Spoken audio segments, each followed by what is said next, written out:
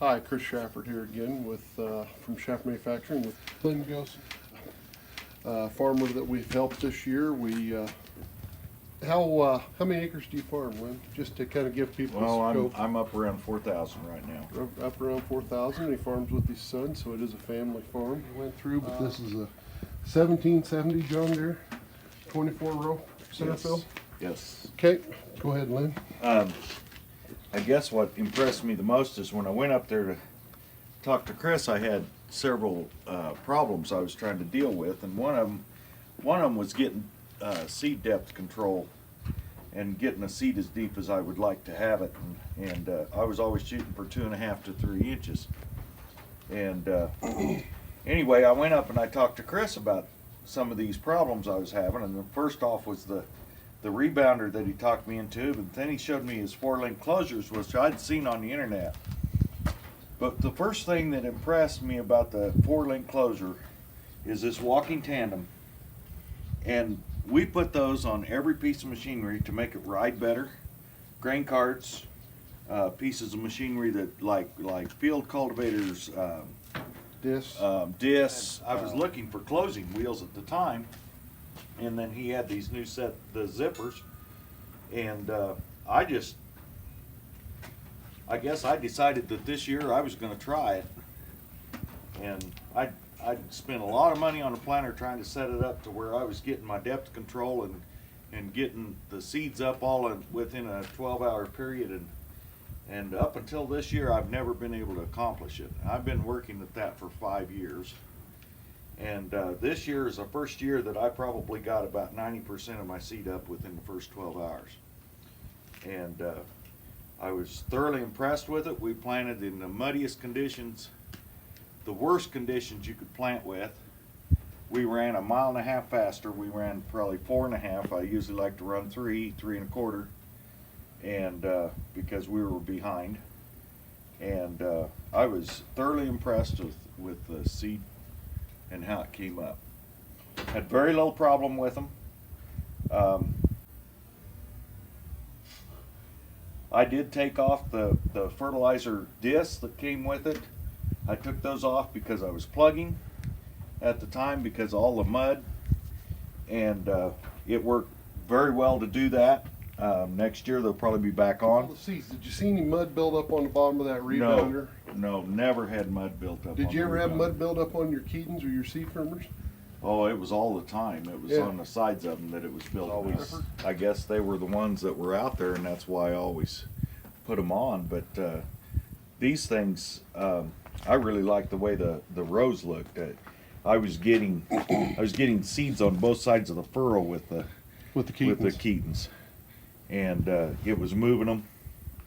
And instead of now in drier ground, yes, they would press it in probably more than what these do, but these seem like they center it in a furrow really good. And then if you get the furrow closed right, you don't really need to press them into the bottom of the furrow, because we're crushing the sidewall with these things. It's just completely obliterating the sidewall.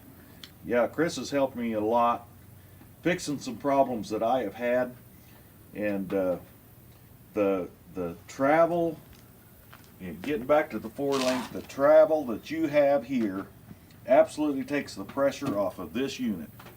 And so your down pressure for your unit to hold it in the ground is all just for this unit. This works all completely independently by itself, and it walks in there, and it completely, if you'll watch it, when you come back here with the furrow, this front wheel here will completely close that row and crush that one sidewall completely. And there just literally is no sidewall after that. And it's got no competition from right beside it. And then it comes back here, and this one finishes it off. And I planted in no-till, I planted in strip-till, I planted in cover crop. We planted in some hailed wheat. We didn't have a lick of problems with them. There was some cleanup once in a while, but these things will stay clean even when it's way too muddy to plant. The way it looks right now, I figured it was costing me about $3 to $5 an acre to put these on. So a bushel to a bushel and a half an acre. Yes, at today's prices, Okay. and just in how much I increased my plant stands that all came up at the same time, I would say that I'm probably going to double my money, if not triple it. Real easy. It's going to be kind of hard to figure that out, but that's what I would say. It's going to double we or need to triple come my back. money next year, or just this year from putting these on. We'll come back and we'll put 20 pounds of nitrogen, some potash with the rebounders. You know, putting the phosphorus right in furrow and having that pop up. And I usually buy the low salt phosphorus and use from 3 to 4 gallons of it. And following the row here on the zippers, I put about from 10 to 20 gallons of a mixture down, and then that's pretty well my pop-up fertilizer. All right, Lynn, with Kris Schaffert with Lynn Goossen here again. We're in a dryland field right now. It appears that it's corn on corn. What kind of plant population and did you plant here, Lynn? I dropped 14,000 here. This is the 3rd year of corn, and of course when we planted it was very wet, and we were not sure if we were going to get enough moisture for it, so I left it at 14,000. Good. What kind of fertilizer? What rates did you put on this? This one had no pre-plant put on it. It was applied totally with the planter. It had 3 gallons of a low salt fertilizer put in furrow, and it had 30 gallons of nitrogen put on right behind the planter. I got uniform emergence out of this. Again, now this was going no-till with just coulters and the True V blades and the 4-link closures. What kind of yield was in this field the last 2 years before this year? Last year was around, I think it was around 80, and the year before that was closer to 100. Okay. So it looks like we may top that this year with what you've got for ear counts here, because I mean, I haven't pulled anything open. It's not done pollinating yet, but we're pollinating 2 ears on most every plant here. And what we were talking about, guys, about getting his depth control here,